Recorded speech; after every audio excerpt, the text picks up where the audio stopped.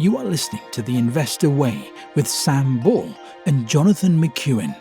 If you enjoy the show, please subscribe and follow us on Twitter at TIW Tweets.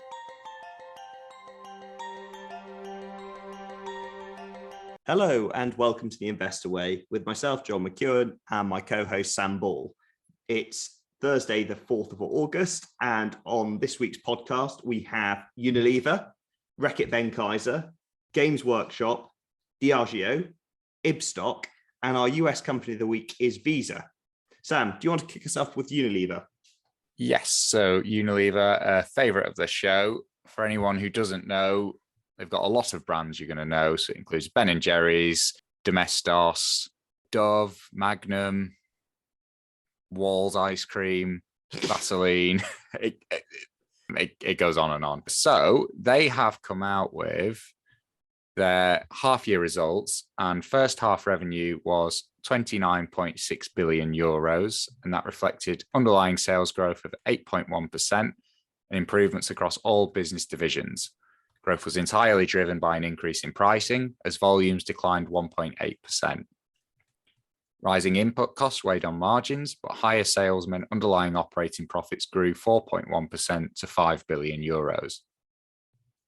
Sales guidance for the full year has been raised, now expected above the previous range of 4.5 to 6.5%. Underlying operating margin guidance remains at 16%, within the previous range of 16 to 17%. The group announced a dividend of 0.42 euros and plans to start another 750 million euro tranche of its ongoing buyback scheme in the third quarter. If we break those results down, beauty and personal care sales grew 7.5% to 12.2 billion. Price increases of 9% more than offset a 1.3% decline in volumes.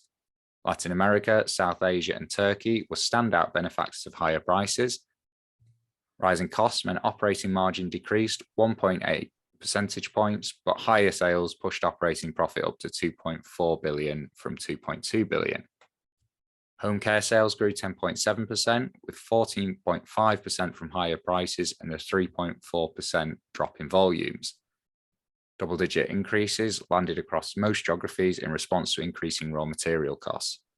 Those higher costs weighed on operating margin, which fell 2 percentage points, partially offset by lower marketing spend. Operating profit was broadly flat at 723 million. Food and refreshment sales grew 7.3%, with 8.3% from price rises and a 0.9% drop in volumes.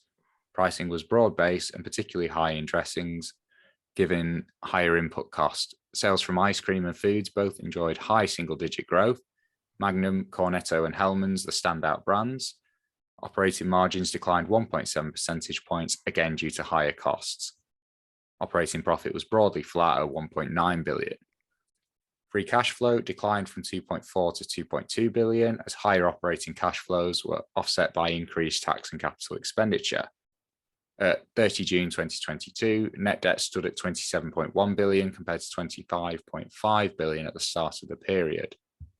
In terms of the valuation, the company trades at a forward PE of 16.7, and that compares to a 10-year average of 19.2, and the prospective dividend over the next 12 months is 4%. My view is we've been quite harsh on Unilever these last few months, I'd say with justification. I think this is quite a good half, actually. I'm quite pleased to see that they've started using their pricing power. So I'm actually quite pleased with this. I think it's a decent half for them. John, what are your thoughts as a Unilever shareholder? Well, yeah, I mean, I'm much more pleased with these than I have been probably for the last year.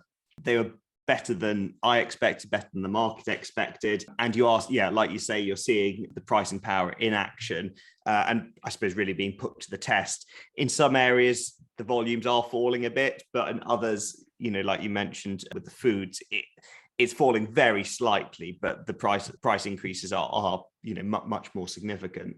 And it's still not that expensive at 16 times earnings.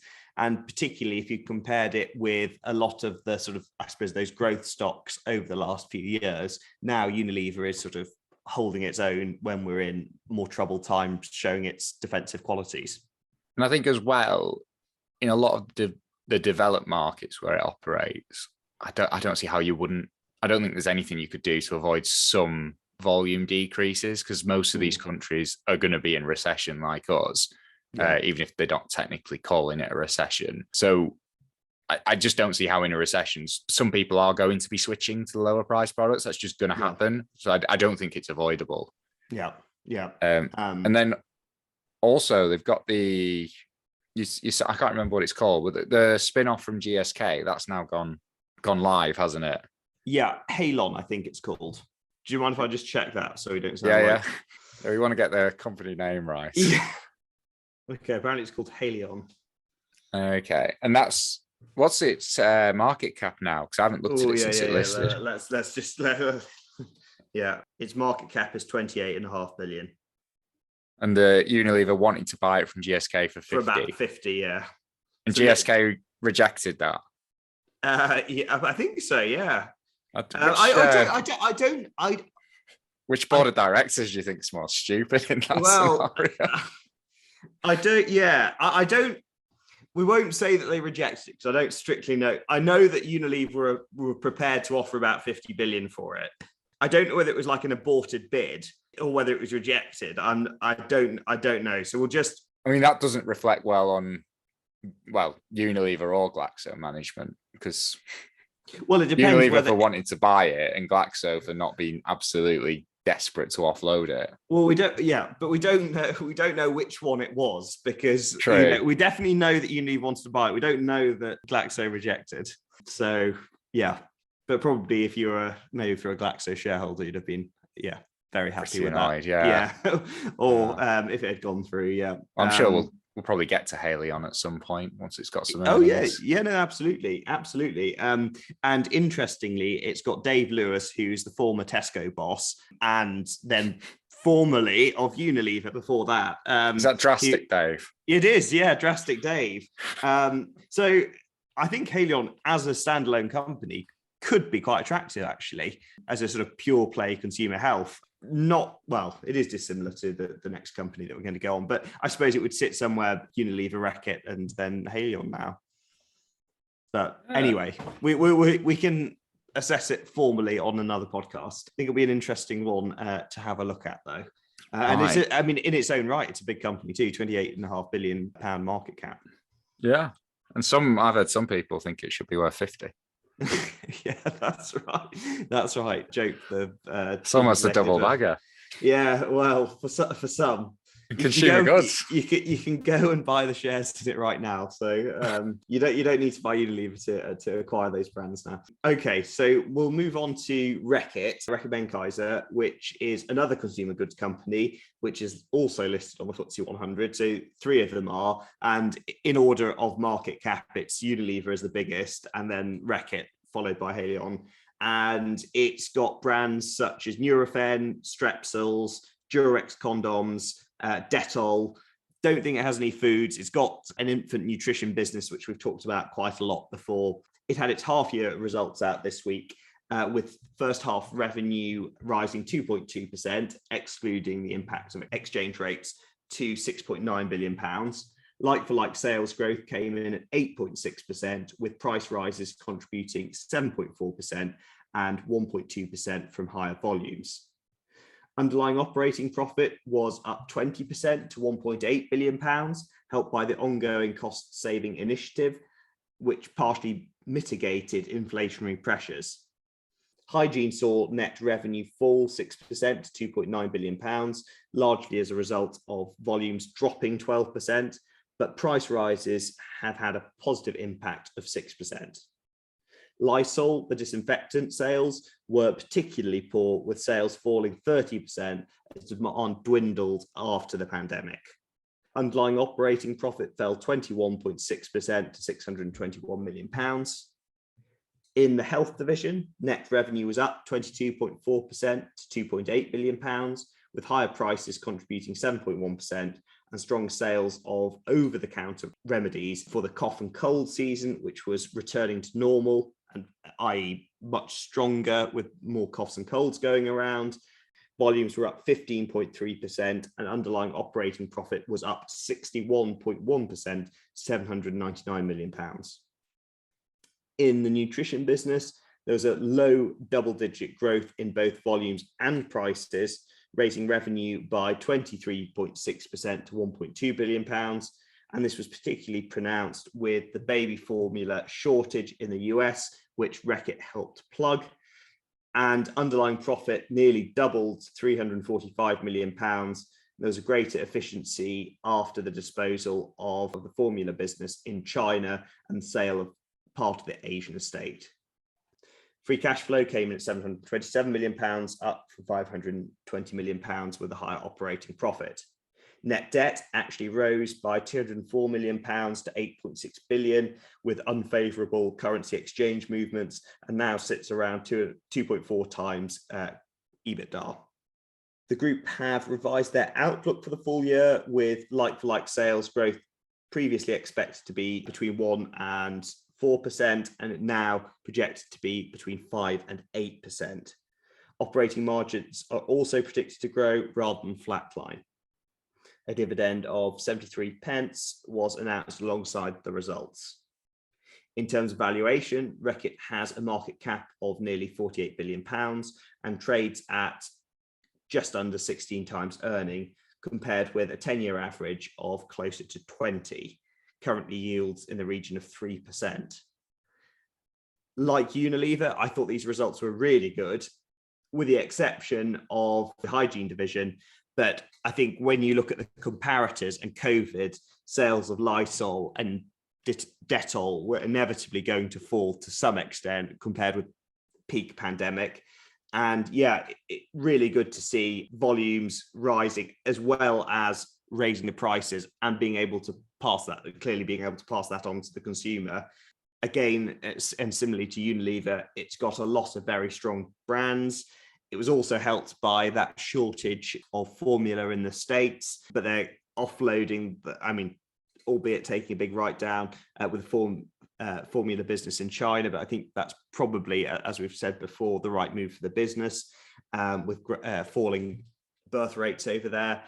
And yeah, I think just as we go into sort of whether you define it as a recession or not, but an economic slowdown, I think it's very impressive. And at just under 16 times earnings, not that expensive either. And again, dividend not quite as big as the Unilever one, but 3% is half decent, I would say. So yeah, again, a Reckitt shareholder and happy to be one after those results. Sam, what are your thoughts? I thought they were really good results. It's interesting that they actually had a volume increase and Unilever didn't. I do wonder if that's just because of a slightly different product mix. So I don't know, like in a recession, you'll probably switch to the cheaper ice cream before you want to switch to the cheaper condoms. I don't know if there's a bit of that. Yeah, then you need some formula milk. Well, yeah, exactly. They pay for themselves. Product, yeah. But yeah, so I would expect if one's got volume increase, the other to have it, even if one's a bit better than the others. So if they've got a volume increase and Unilever's got a decrease, that to me suggests that's to do with the mix of products more than anything else. I mean, you've got some things in the Unilever one, like that you might have like on trade as well as sort of off trade, maybe like your Ben and Jerry's. And then I suppose in this business, particularly in the health, where you've got Nurofen and you've got sort of Strepsils, cough and cold remedies, that obviously as people mix more, whether they're sort of socializing or not, but just as they mix more, that's obviously rebounded. And same with sort of the mixing and like the Durex, for example, which perhaps it's sort of a little bit more discretionary with, like you say, with some of those Unilever products. I mean, they're still staples, but yeah, less essential. Very, very good half, though. It's probably, I mean, unlike Unilever, they've put up a few good halves in the last couple of years. They've pretty consistently good results, actually. But probably the best half I've seen from them, actually. I thought this was fantastic. Yeah. I mean, with the exception of some of those COVID numbers, when you had Lysol and Dettol sales, go through. Yeah, that's you can't judge them for that. No, absolutely. No, you can't. But the share price back then, that was something that where it really did perform. Whereas I think it's now, it's normalizing, but also it's a fair valuation for the business. No, I like it. Should we move on to another business that I like? Yeah. Okay, yes. Games Workshop. The Britain's Disney. Yeah. I don't know about that, but very, very good business. But anyway, Games Workshop. I've heard it from your mouth before, Sam. Yeah, only in connection to their IP. I don't know if it's. I'd rather have Disney, to be honest. Okay, But anyway, Games Workshop have come out with their full year results, and they, for anyone who doesn't know, it's the Warhammer shops that you see on the high street where they do the little miniatures. So revenue was up 9.5% to 386.8 million. And that's on the back of the COVID. It had a very good lockdown. So this is up against tough comps. So that 9.5% is, I think, a very, very good figure. Core revenue, that's the core revenue that was up 9.5%. And then licensing revenue was up 71.8% to 28 million. And total revenue was up 12.3% to 414.8 million. Core operating profit was down 3.7% to 131.7 million. Licensing operating profit was up 69.3% to 25.4 million. And operating profit overall was up 3.6% to 157.1 million. Earnings per share were up 5% to 391.3p. And the return on capital employed was 57%, which is just ridiculous. When I worked that out, I actually had to go and redo it because I thought I must have made an error. But so what that means is for every pound they invest back into the business, they get 57p back in the first year. It's just, that is an unbelievably good figure. So what else was there? He said there was an interesting thing in the chairman's statement. He said, overall, we invested £6 million in capital projects to support our growing business. We declared 235p per share in dividends, totaling 77 million, in line with the prior year. We were delighted to distribute 10 million in cash as group profit share, equally to all our staff, and recognise their significant role in delivering these results. I think that's quite interesting in that this is a business that's growing, and we'll get to that in a little bit, but they've only invested £6 million in capital projects. This is a very, very capital-light business, really. And then in the strategy report, I don't know who this has been written by, actually. It's probably at the end of it. But anyway, the author said, let me go through our strategy part by part. And I'm paraphrasing heavily here. The first element is that we make high-quality miniatures. The second element is that we make fantasy miniatures based on our endless imaginary world. This gives us control over the imagery and styles we use and ownership of the intellectual property. Aside from our core business, we're constantly looking to grow our licensing income from opportunities to use our IP in other markets. The third element is that we are customer focused. The fourth element is the global nature of our business. The fifth element is being focused on cash. By delivering a good cash return every year, we can continue to innovate, surprise, and delight our loyal existing customers and new customers with great products. We measure our long-term success by seeking a high return on investment. In the short term, we measure our success on our ability to grow sales whilst maintaining our core operating profit margin at current levels. In the retail section, they've said our stores provide the focus for the Warhammer hobby in their geographical areas. Our stores only stock Games Workshop product. They are where we probably recruit the majority of our new customers.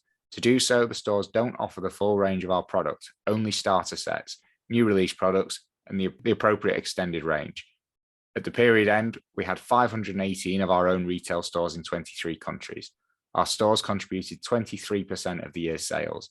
We have 400 single staff stores, small sites, each one operated by only one store manager. We also have 118 multi-staff stores, which, like our single staff stores, are constantly reviewed to ensure they remain profitable. If not, they will probably be converted to single staff stores. For trade, they've highlighted that we sell to third-party retailers under closely controlled terms and conditions. 55% of our core revenue came from sales to independent retailers in the period reported. And online, sales via their own web store accounted for 22% of core revenues in 21-22. And that's actually down 3% as a proportion of total revenue, but that's mainly because stuff's been opening back up. In the strategic report, they went through all the geographies, but the one that I found interesting was North America. They said the new systems and automation are fully operational. This brought immediate benefits, enabling long-standing order backlogs to be cleared. The investments we have made mean that the number of orders we can pick up and dispatch each day is quadrupled. Customer orders that have previously might have taken up to 2 weeks to dispatch will now typically be shipped within 24 hours. Talking about the licensing business, they've said in video games, during the year, our licensing partners launched 6 new games, 4 PC and console, 1 VR, and 1 mobile. We also saw revenue from established games that continued to perform well many years after launch, through a mixture of added content and continued marketing. Particular launches of note were the highly anticipated Total War Warhammer 3 and Warhammer 40,000 Chaos Gate Demon Hunters. 8 new games were announced in the year, including Space Marine 2, which has been the most consistently requested game since the first game came out in 2011. Fan response was overwhelmingly positive. New games launching in 22-23 include major franchises Warhammer 40,000 Darktide and Blood Bowl 3, plus 4 more still awaiting release dates. In total, there are 12 unreleased games in development and 4 new licenses were signed in the year. And this is the part of the business that they're trying to grow. And what's good about licensing is it's basically pure profit. They've talked about in the challenges that they're mitigating about a 2% decline in core gross margins. In the year, they reviewed their input price increases and they look to be more permanent. So they've increased their prices on a broader existing range by about 5%. We will always, in the short term, continue to absorb some of the cost pressure ourselves. We prefer to only increase prices for the additional quality of new materials, of new miniatures. We are focusing our efforts on efficiency improvements everywhere and further volume growth. And then in the growth section, they've said, we're planning for all of our existing 518 stores to be fully operational and to add a further 21 new stores, 15 in North America and 5 in Europe, with all 5 of those in France. With our new Warhammer Cafe in Tokyo opening soon. This will be our first large store in Japan. Warhammer World is a long way away, so we hope this goes some way to immersifying our hobbyists in our broader offer.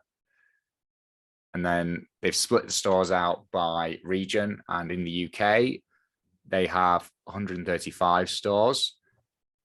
North America, 165, with 25 new ones opening. Continental Europe, 151. Australia, 49. And Asia, they have 18. So Asia's actually gone down, which is a bit disappointing, actually. And yeah, I think that's everything. I've gone on long enough now. So in terms of the valuation, the business trades at a PE ratio of 19.65. My view is, I think these are very good results. I think it's up against a very tough comparative figure. And to have grown revenue 12% on top of that, I think is fantastic. I think they can do a lot with the licensing, and that's shown by, I think, about 70% growth. I think internationally they can be doing a lot more. It's disappointing to see the number of stores decrease in Asia, but they are ramping up in North America, and that market could be huge. So I'm a shareholder and a very happy one. John, what are your thoughts on these results in the business? I mean, I thought they were good results. I do really like the business. I think you have compared it with Disney in the past, Sam, and for similar reasons, though, it does have some very valuable IP. I do like it. Would I buy shares in it? I think it was trading. It was very expensive, and it did very well over the pandemic. I'm not sure what was the multiple. Only sort of, I think it got close to 30. Months. It got close to 30. So at that point, I was a little bit wary, but now it's come back. I am very tempted. There are a few businesses like that, and this is one of them that I've been close to for a little while. I might do it. I mean, honestly, I just think that return on capital employed of 57%. It's just staggering. It's ridiculously good. Yeah, and you think about the potential size of the market, the States, and it's relatively small market cap as well, but the potential for it is really huge. And plus the licensing. Yeah, absolutely. So no, it's one I really like, and it's performed well over the last 5 years. This was performed well over the last 10 years, but I don't see any reason why it can't keep going. No, very good business, but absolutely. I am biased. Yeah. Well, I'm not a shareholder. Should we move on to another very good business? Soon. Yeah. Oh, another very good business. Yeah. Some good results this week. So Diageo, another favorite of the show, and it's the drinks maker, owner of brands from Smirnoff Vodka, Johnny Walker Whiskey, Guinness, Tanqueray Gin, Gordon's Gin. They had their full year results out this week, with net sales for the year coming in at £15.5 billion, reflecting organic growth of 21.4%, with double-digit growth in all geographies. Operating profits were up 26.3% on an organic basis at £4.4 billion, with price increases and efficiencies helping mitigate rising costs. Breaking those results down further, then North America saw a net sales rise of 14% to £6.1 billion, with strong spirit sales on and off trade. Tequila was the standout performer, growing 57%, alongside double-digit growth in whiskey. Volumes and price rises offset inflationary pressures, and underlying operating profit was up 10% to £2.5 billion. In Europe, net sales grew 30% to £3.2 billion, with an impressive recovery in the on-trade sales, inflationary pressures again being more than offset by higher volumes and prices. Underlying operating profit in Europe was up 60% to £1 billion. In Asia Pacific, net sales were up 16% to £2.9 billion, with India performing strongly and Greater China. Underlying operating profits were up 17% at £711 million. In Africa, net sales grew 22% to £1.7 billion, with growth in all regions and operating profit rising 84% to £315 million, with price increases and efficiencies more than offsetting inflationary pressures.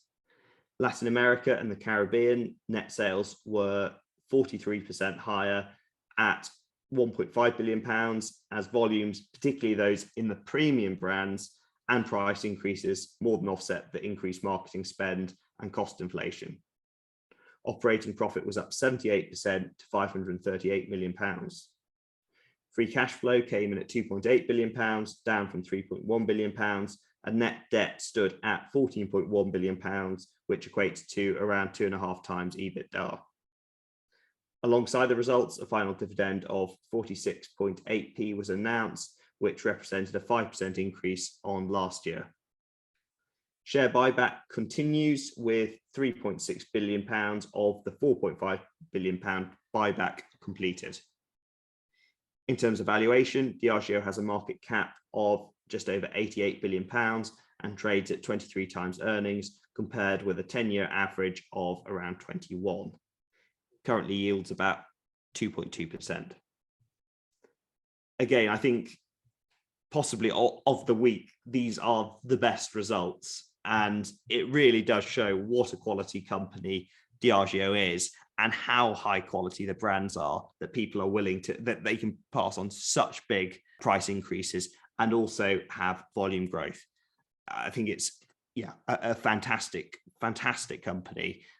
I'm delighted to be a shareholder. They're not cheap shares, but when you get results like that in times like this, you can see why people would pay up for them. Sam, what are your thoughts on Diageo and these results? I actually couldn't believe how good the results were. When I first saw them, I had to go and check last year's figures, because I thought it must have been up against an easy comparison. I thought it must have been the COVID year, but that was 2 years ago. It was up against a normal comparative. A business that size, 21% growth is just, it's fantastic. Yeah, I mean, I wouldn't expect it every year, but it's absolutely fantastic. There's not really anything to criticize. I don't even think the valuation's that bad. I think the share price has sort of hovered around £40 for about a year now.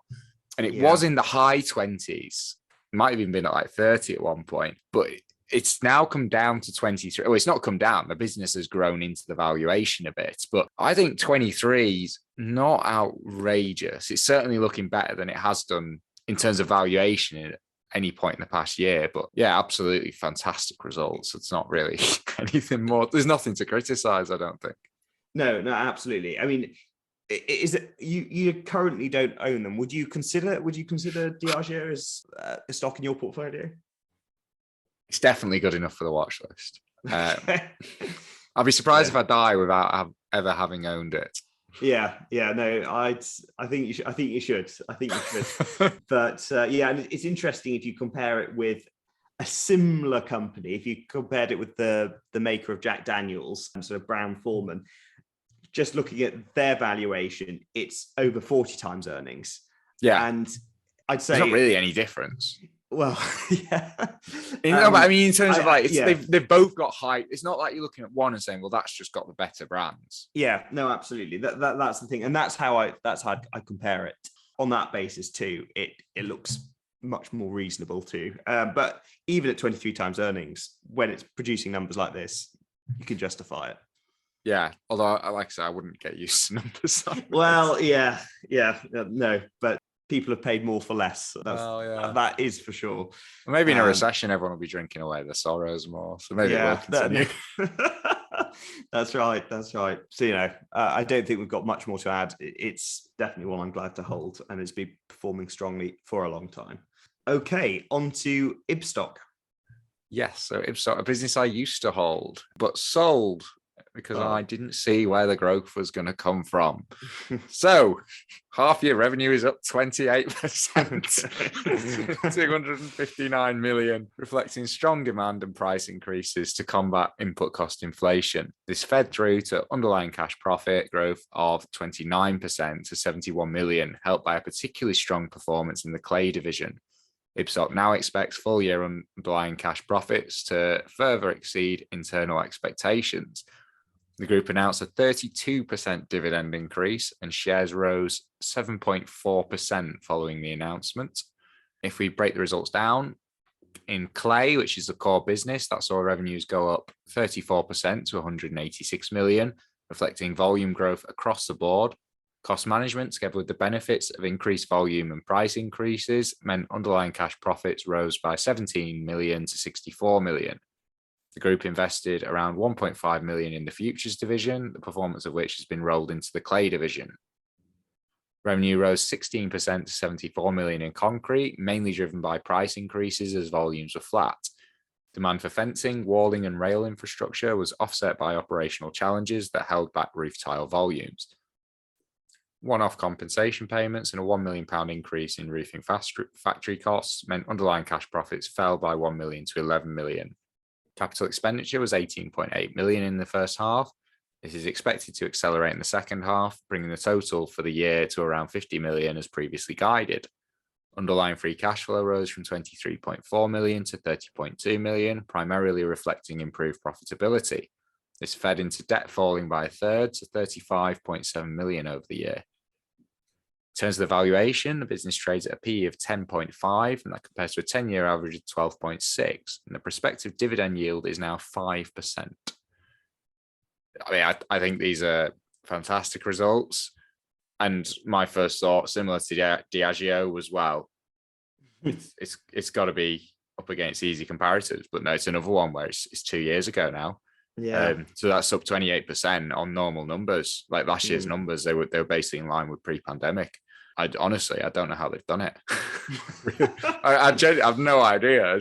It's a fantastic half. It really is. I'm incredibly bitter. What are your thoughts, John? No, I mean, again, I think you can't argue with those numbers. Something that I would be conscious or maybe slightly more wary of is energy prices and how that's going to feed through, because obviously making the bricks is incredibly energy intensive, and I don't know what the energy supply situation is, but if it's going up as it is for everyone with the wholesale price, is that all going to be passed on, or are Ibstock going to take a hit from that perspective? I don't think they will. I think they'll pass it on to the house builders, and the house builders will pass it on to the consumers. Yeah. So, and I suppose it is one of those companies. Maybe it's slightly more protected than the house builders. If we do have a prolonged and painful recession, and see what happens then, and I suppose volumes and things, but it's sort of crystal ball gazing, and it looks like a very healthy business. It's doing very well, and it's not a particularly high valuation either.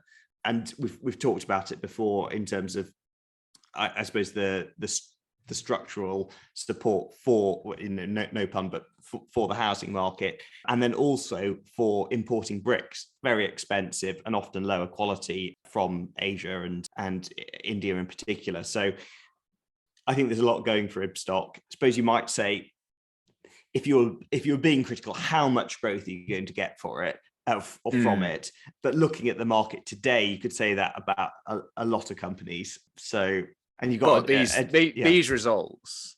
Yeah, you can't knock them. You can't. No, you certainly can't. You certainly can't. Would I buy Ibstock shares? Good enough for the watch list. I feel like I've got House Builder already, so I've got a fair bit of exposure. I know they're not the same thing, so I probably wouldn't, but I do like it. Right. Should we move on to? We've had 6 very good businesses this week, actually. Yeah, we certainly have. We've so far 5 very good sets of results. Normally, you get 1 or 2 stinkers. So, will we make it 6 out of 6 sets of good results? I think we probably will. So, Visa, which I'm sure everybody's heard of, probably unfairly, or well, just inaccurately referred to sort of credit card company. There's more a payment network, I think would be a better description of it.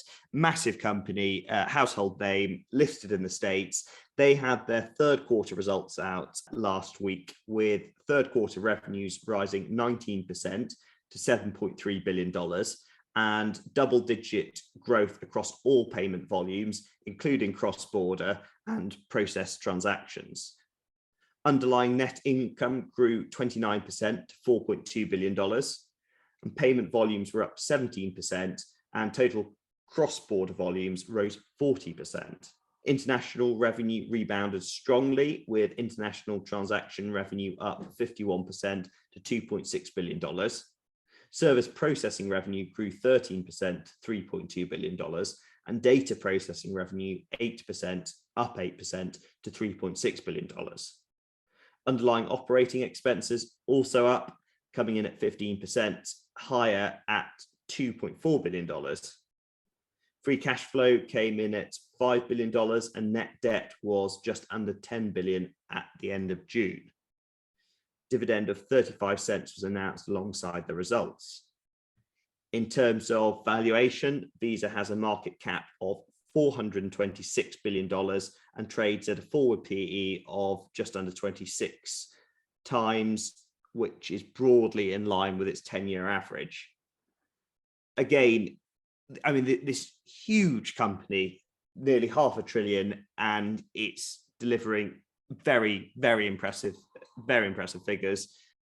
I think of it as sort of, I suppose, a Warren Buffett type company. I know he has American Express. There's also MasterCard, which is the other big player.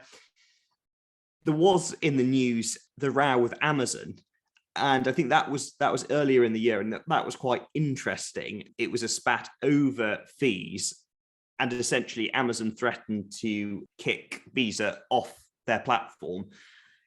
I think this was quite significant because they came back to the table and settled with Amazon, but it perhaps shows that there's a bit less of a moat with Visa than maybe there was in the past.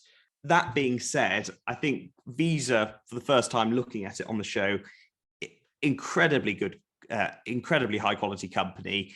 And similarly with MasterCard and Amex, I like all 3. I think I want to dig down into some of the details a little bit more, but on the surface, I think they look great and they look like some money printing machines. What are your thoughts on them, Sam?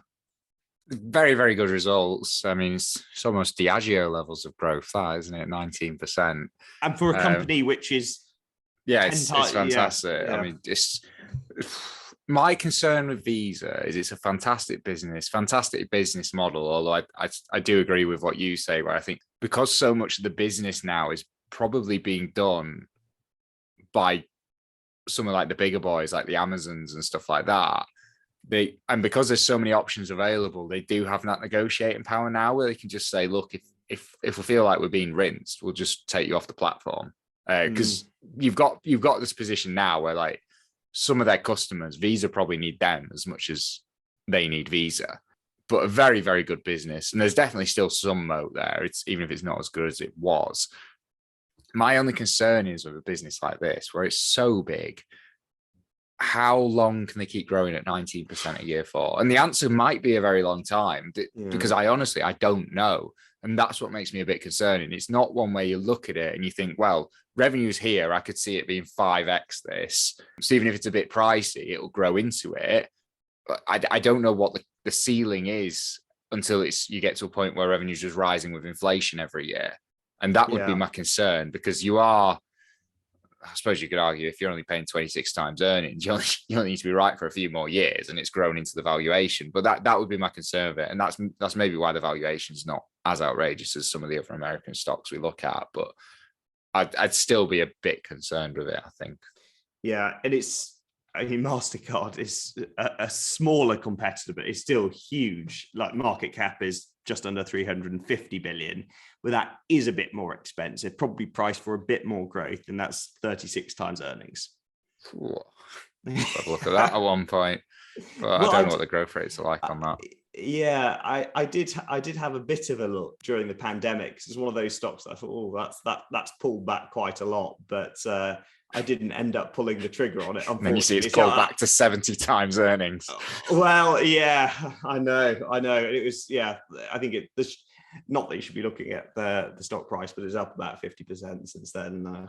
I wasn't brave enough. No, but yeah, and interesting. Let's have a look at Amex. And Amex is the smallest of the three, 117 billion market cap, but it's the cheapest. It's just 16 times earnings.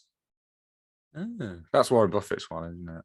It is. Or he's got, has he got like 10% of it or something? Like, yeah, I think he's got a lot.